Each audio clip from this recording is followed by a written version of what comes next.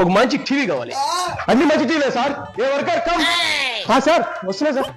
Okay అది pack చేసేమా. Okay sir. Sir 55,000 sir only. Okay PhonePe చూస్తా చూడమా. TV sir. ఫోన్ పే ఎర్ర వస్తుంది బ్రో. సార్ సార్ క్యాష్ పర్లేదు sir. No 1 minute. Hello Jagan మావయ్య. అదే ఎల్జీ స్టోర్ లో టీవీ కొన్నాను.